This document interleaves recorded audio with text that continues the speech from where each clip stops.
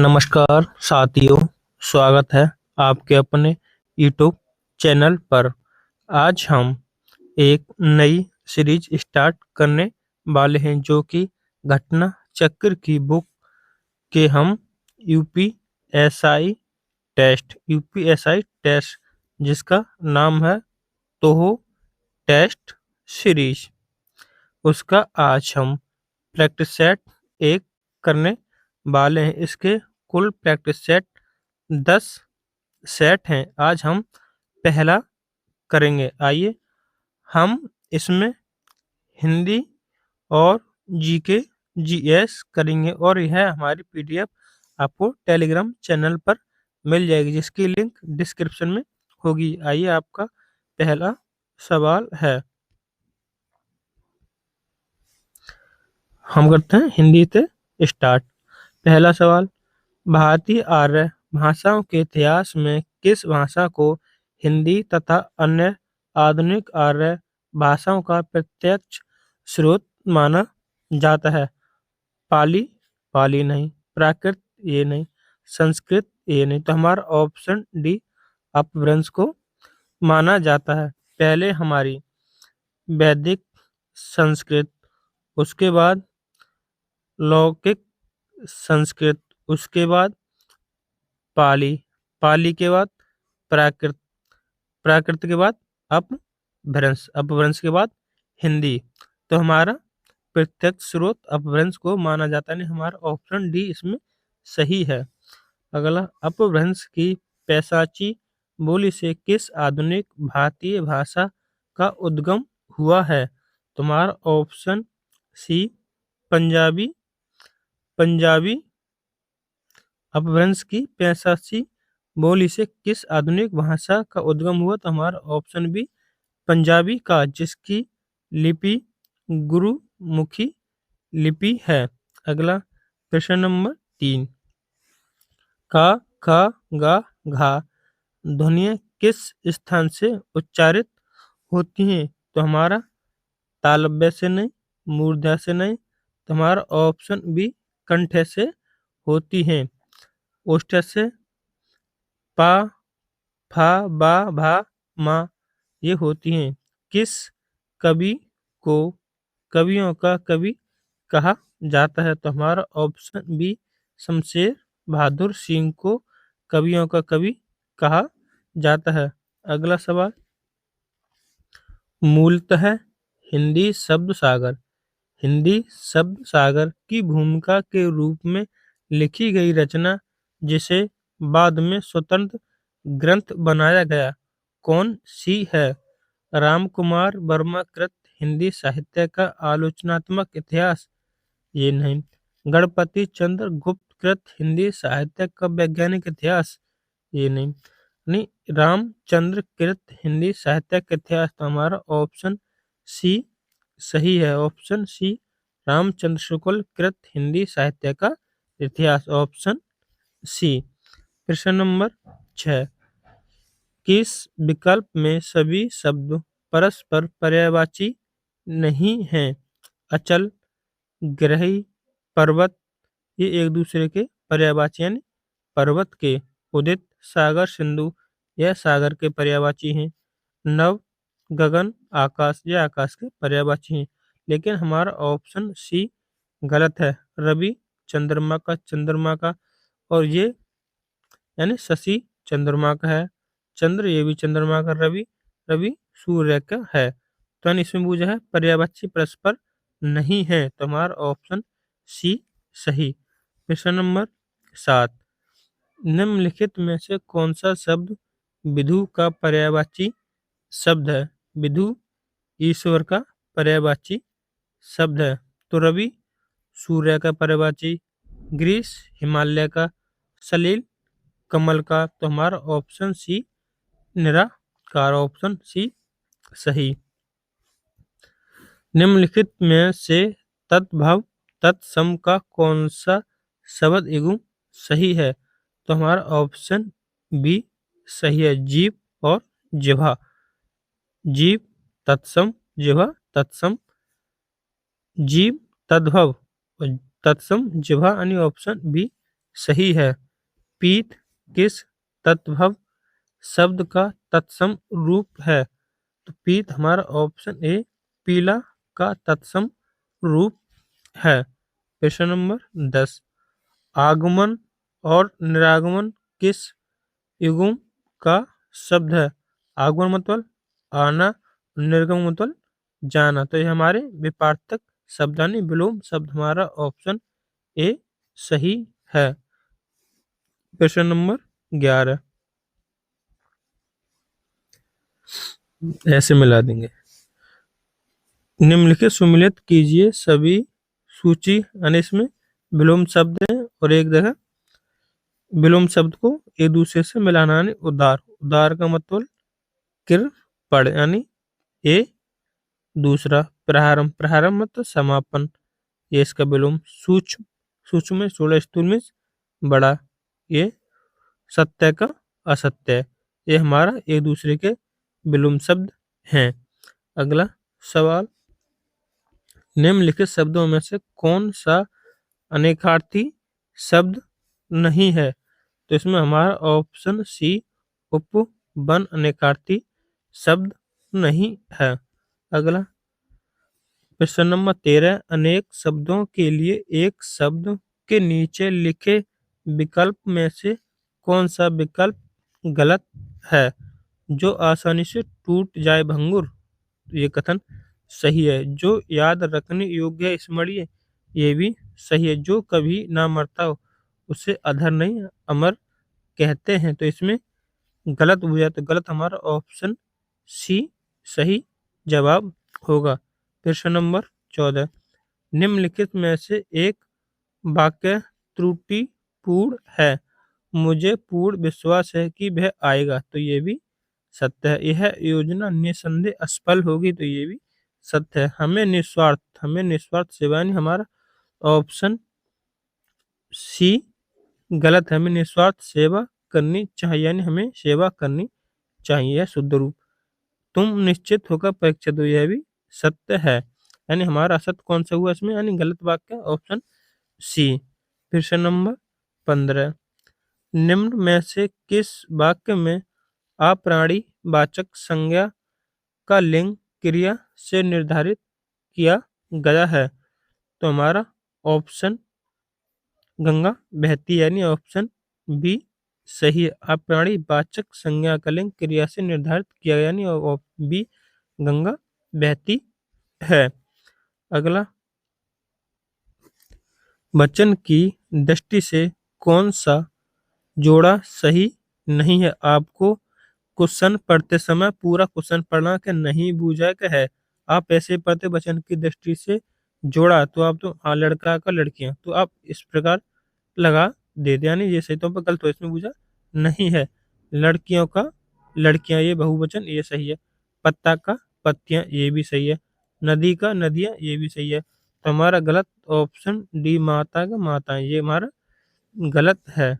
अगला प्रश्न नंबर 17, निम्नलिखित में से संकेत वाचक सर्वनाम का उदाहरण कौन सा है? मैं, यह पुरुष वाचक में उत्तम पुरुष का उदाहरण है। कोई, यह अनिश्चय वाचक।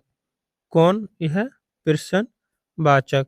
यह संकेत वाचक सर्वनाम। सर्वनाम के कुल 6 भेद होते हैं। पहला पुरुष वाचक, संबंधवाचक, प्रश्नवाचक, फिर निजवाचक, अनिश्चयवाचक, फिर निश्चयवाचक। कितने सर्वनाम के कुल 6 भेद होते हैं। प्रश्न नंबर 18, निम्नलिखित में से विशेष्य और विशेषण, विशेष्य और विशेषण की दृष्टि से एक युग्म गलत है। क्या है? गलत है। भय से भयभीत, ये सही है इसका। लज्जा का लज्जित बनता है। करुणा का करुणित, ये गलत यानी हमारा प्रश्न का जवाब ऑप्शन बी सही है। आकांक्षा का आकांक्षी। अगला प्रश्न नंबर 19, यह गद्यांश है। यह पीडीएफ से आप पढ़ लेना, मैं इसके 22 से क्वेश्चन कराता हूँ। जो क्रियाएं अभी अभी इसी समय वक्ता के बोलते बोलते घटित रही हैं उसे क्या कहते हैं? सामान्य वर्तमान? नहीं। पूर्ण वर्तमान तो होगा नहीं, क्योंकि अभी तो बोलते बोलते घट रही है, तो संभव वर्तमान नहीं। तो हमारा ऑप्शन बी तात्कालिक वर्तमान, यानी हमारा ऑप्शन बी सही है। निम्नलिखित में से किस वाक्य में भाववाचक का प्रयोग हुआ है? हम समय पर पहुंचे, इसमें भाववाचक। मुझसे यह काम अब नहीं किया जाएगा, जिसमें असमर्थता का बोध, उसमें भाववाच्य होता है, यानी हमारा ऑप्शन सी प्रश्न का सही जवाब होगा। अगला, सब इंस्पेक्टर शब्द में किस उपसर्ग का प्रयोग हुआ है? तो हमारा ऑप्शन ए सब उपसर्ग का प्रयोग हुआ है। नीलिमा शब्द में कौन सा प्रत्यय है? नीलिमा शब्द में तो हमारा ऑप्शन बी इमा प्रत्यय है। अगला प्रश्न नंबर 26, सूची 1 से 2 से मिलाइए, यह संधि से संबंधित, तो इसमें सभी में विसर्ग संधि है। यानी नि रह, तो हमारा इसका यानी ए 2, नि प्लस ए है। निष्पाप का निष्पाप, यानी बी का तीसरा, निश्चय का निश्चय, ये प्रातःकाल का प्रातःकाल। इसका बिल्कुल ये बहुत सरल संधि दी हुई है इस टेस्ट में। अगला प्रश्न नंबर 27, दो वर्णों के मेल से जो विकार उत्पन्न होता है वह क्या कहलाता है? तुम्हारा ऑप्शन बी संधि कहलाएगा। रस नहीं, उपसर्ग नहीं और प्रत्यय भी नहीं, तो हमारा कौन सा संधि कहलाएगा? संधि।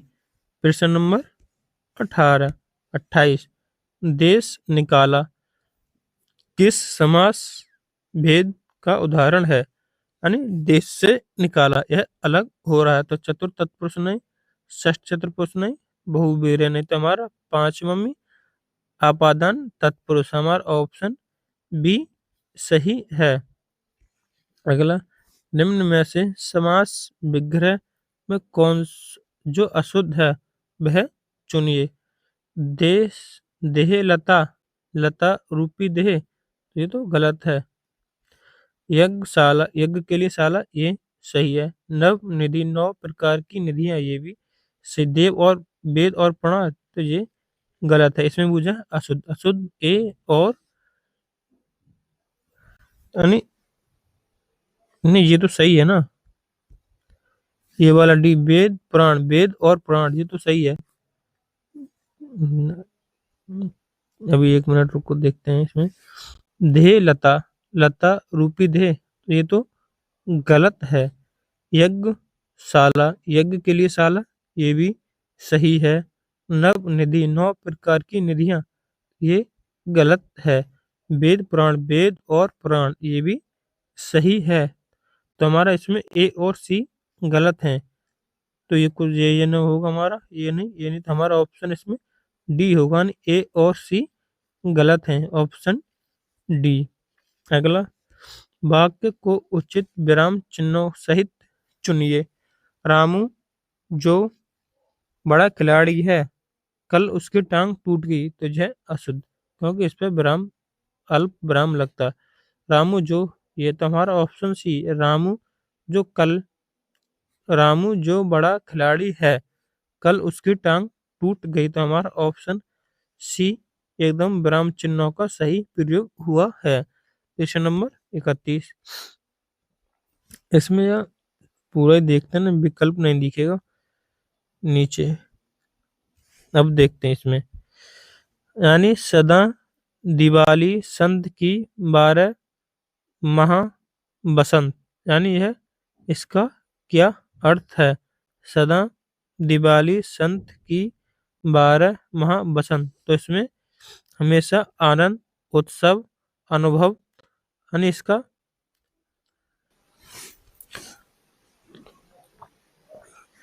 नहीं बी, ना सावन सूखा ना भादों हरा, यानी एक जैसा रहना, तो हमारा इसका चौथा, बी का चौथा। सब मौसम एक से, यानी सब हर वक्त एक समान रहना। जहाँ जहाँ वहाँ रहा। यानी इसका होगा मन इच्छा दृढ़ तो उपाय ही निकल आता, यानी दूसरा सी का दूसरा। आप भले तो जगत भला, तो इसका डी का पहला। अब बच्चा कौन सा, यानी ए का तीसरा है, पहले बता दिए, तो इसमें हमारा विकल्प ए सही है। अब इस पे एक बार इसको पीडीएफ में देख लेना। अगला प्रश्न नंबर 32। सब्ज बाग दिखलाना, इसका सही अर्थ क्या हुआ। हरा भरा कर देना, ये गलत। किसी को मदद करना, ये गलत। झूठी आशा दिलाना, यानी हमारा ऑप्शन बी इसमें बिल्कुल सही है।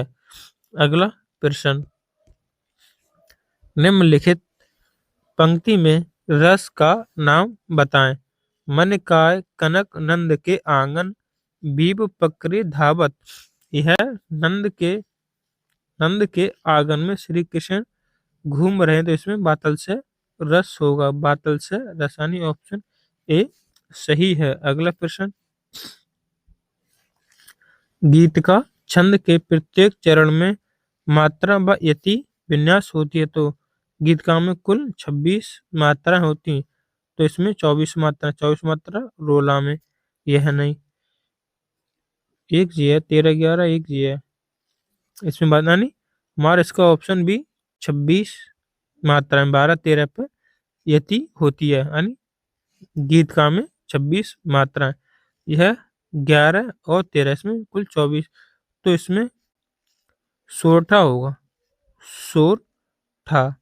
इसमें 24 मात्राएं, तो इसमें दोहा होगा, 13 और 11 पर दोहा होता है। अगला प्रश्न नंबर 35। जहाँ कार्य कारण का परस्पर विरोध के कारण उसके संबंध का अभाव दिखाया जाता, वहाँ कौन सा अलंकार होता है। विभावना, यानी बिना कारण के कार्य हो, तो वहां पर विभावना अलंकार।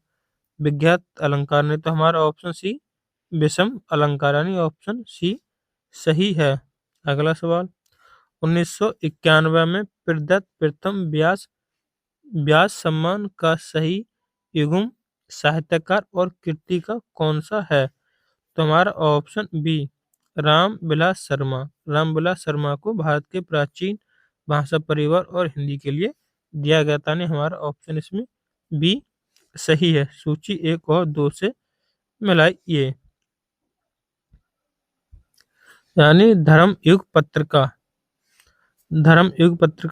धर्मवीर भारती की, दिनमान पत्रिका रघुवीर शाह की, सरिका पत्रिका कमलेश्वर की, हंस पत्रिका राजेंद्र यादव की। यानी ये हमारा एक दूसरे के संगमुख हैं, बिल्कुल यही इस मिला हुआ है इसमें। यानी 10 जनवरी को विश्व हिंदी दिवस मनाया जाता है। आपको 14 सितंबर को कौन सा दिवस मनाया जाता है, यह आपको इसका आंसर कमेंट बॉक्स में करना है। हमें 10 जनवरी को विश्व हिंदी दिवस मनाने का मुख्य ऐतिहासिक कारण क्या है। 10 जनवरी 1954 को हिंदी संघ राजभाषा का दर्जा मिला, ये तो है ही नहीं। विश्व हिंदी सम्मेलन 10 जनवरी 1975 को नागपुर में हुआ था, इसलिए 10 जनवरी को विश्व हिंदी दिवस मनाते हैं, यानी हमारा इसका ऑप्शन बी सही है। अगला प्रश्न, आपको 14 सितंबर को कौन सा दिवस मनाया जाता है, आपको इसका आंसर कमेंट बॉक्स में जरूर देना।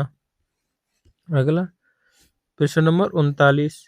अरे मित्र ध्यान से सुनो, रेखांकन शब्द मित्र किस कारक का घोतक है। तो यह हमारा ऑप्शन सी संबंध बोधक कारक का। जिन धातुओं का प्रयोग अकर्मक और सकर्मक दोनों के रूप में होता है उन्हें क्या कहते हैं। तो हमारा ऑप्शन सी उभयविध धातु कहते हैं, हमारा ऑप्शन सी सही। अब इसमें टोटल हमने हिंदी के 40 प्रश्न किए। अब इसके बाद हम जीएस जीके संविधान के प्रश्न को हल करेंगे।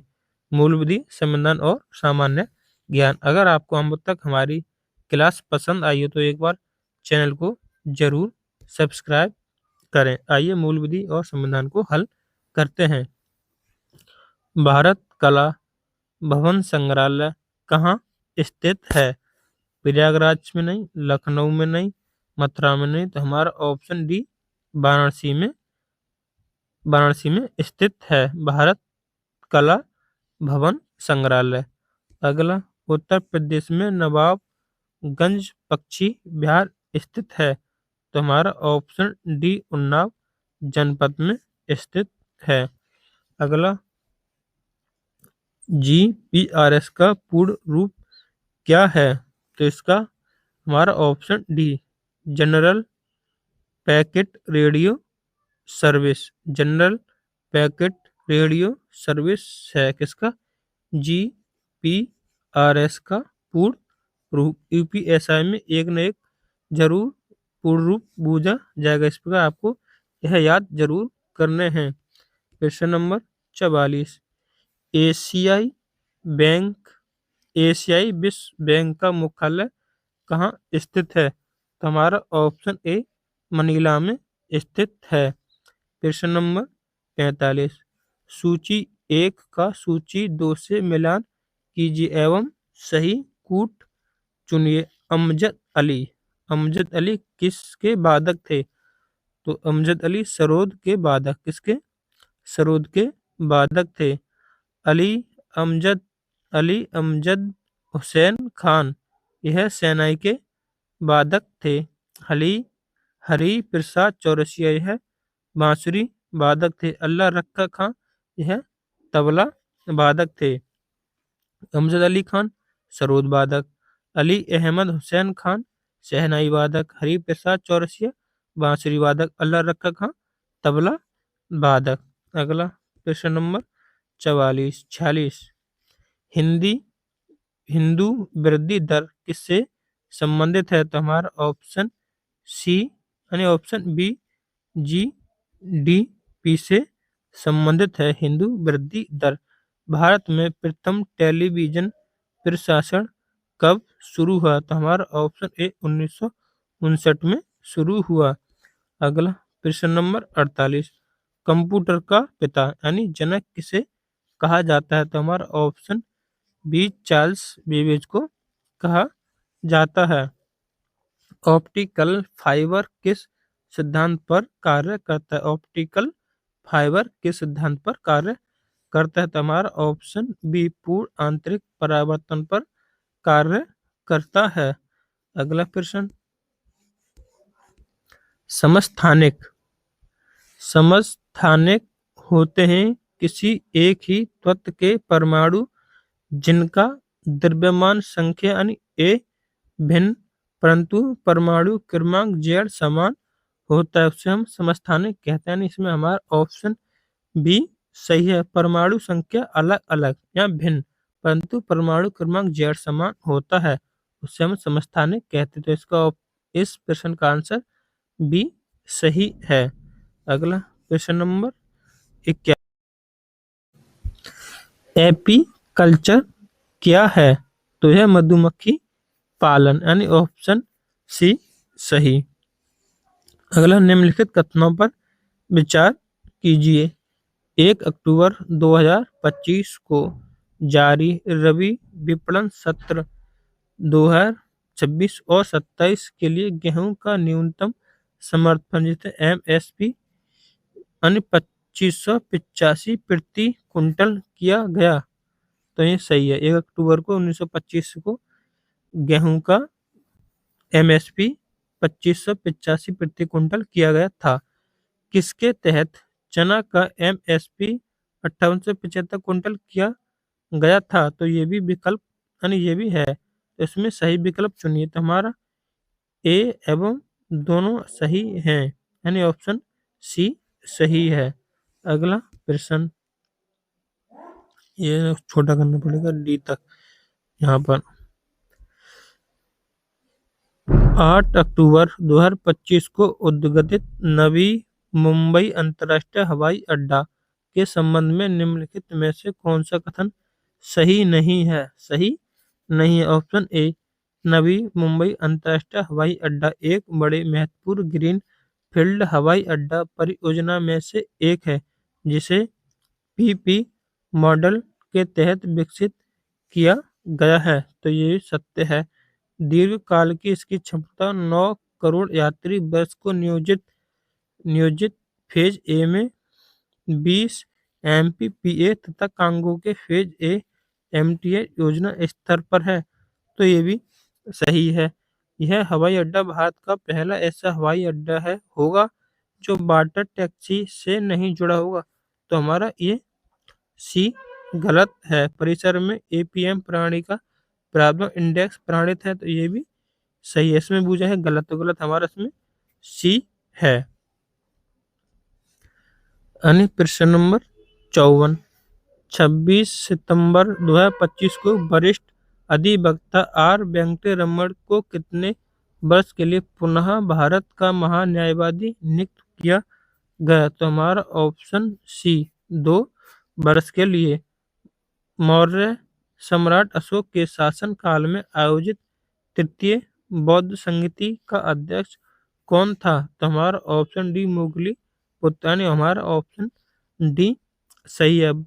इसमें बौद्ध संगति कुल 4 बौद्ध। तालीकोटा का युद्ध कब हुआ, तालीकोटा का युद्ध कब हुआ, तो हमारा सही जवाब होगा ऑप्शन बी सन 1565 में हुआ था। अगला प्रश्न नंबर 57, सूची 1 से 2 से मिलाना। मोपाला विद्रोह यह कहाँ हुआ, तो यह केरल में हुआ। कहाँ पर, केरल में। बवाना विद्रोह बंगाल में हुआ।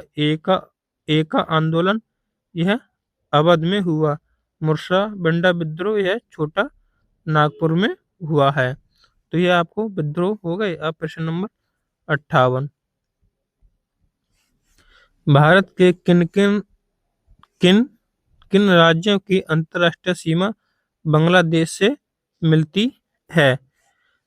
पश्चिम बंगाल की भी मिलती है, नागालैंड की नहीं मिलती, असम की मिलती है, मेघालय की। नागालैंड बांग्लादेश रहा इधर और यह नागालैंड इधर है, तो ये नहीं मिलेगी। जिस ऑप्शन में नागालैंड उसे कट कर दो, यानी ये नहीं होगी, ये गलत। नागालैंड ये भी गलत, नागालैंड ये भी गलत, तो हमारा ऑप्शन सी मेघालय, असम, हिमाचल, पश्चिम बंगाल और त्रिपुरा इनकी बांग्लादेश से सीमा मिलती है, ऑप्शन सी। अगला, यानी ये दर्रे हैं और किस राज्य में ये मिलान है। बुमला बुमला दद्दर बुमला दर्रा राज्य अरुणाचल में है। किसमें, अरुणाचल प्रदेश में।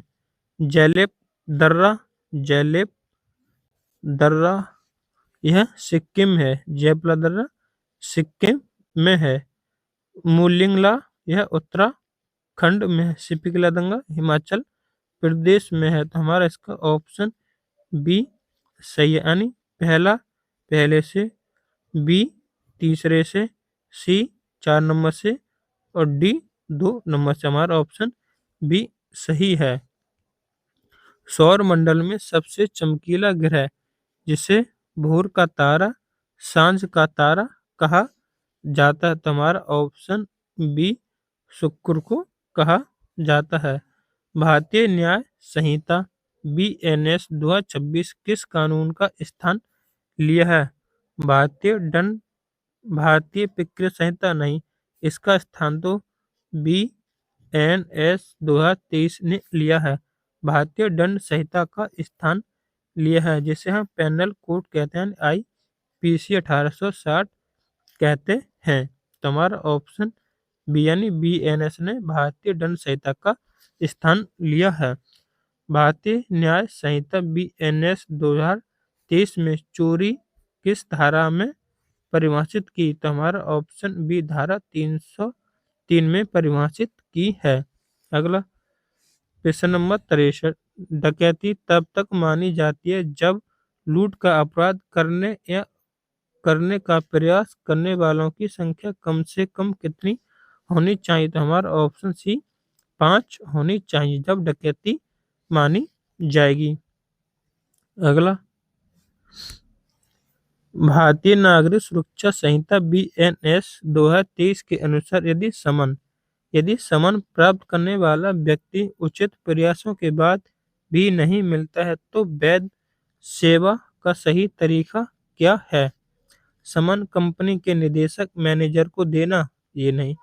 समन उसके कार्याध्यक्ष को भेजना यदि वह सरकारी सेवक हो तो ये नहीं। समन की एक प्रति उसके साथ रहने वाले किसी वयस्क पुरुष परिवार सदस्य को देना, तो हमारा उसमें ऑप्शन सी सही है। अगला प्रश्न नंबर 65। भारतीय नागरिक सुरक्षा संहिता 2023 के संदर्भ में जीरो एफआईआर का सही क्या है? एफआईआर को धारा 173 में बताया बताया है 173 में। तो इसमें पूछा जीरो एफआईआर। एफआईआर किसी भी पुलिस थाने में दर्ज हो सकती है भले उस थाने का क्षेत्राधिकार ना हो, यानी हमारा ऑप्शन सी जीरो एफआईआर। जैसे आपकी दुर्घटना इस थाने में हुई है, आप किसी दूसरे थाने में रिपोर्ट लिखवाते हैं तो उसे हम जीरो एफआईआर कहते हैं। अगला प्रश्न नंबर 66। राष्ट्रीय बाल अधिकार संरक्षण आयोग का गठन किसके द्वारा होता है? तो हमारा ऑप्शन सी केंद्रीय सरकार की अधिसूचना द्वारा, ऑप्शन सी। अगला घरेलू हिंसा से महिला संरक्षण अधिनियम 2005 में पीड़ित या व्यथित व्यक्ति किसे कहा गया है?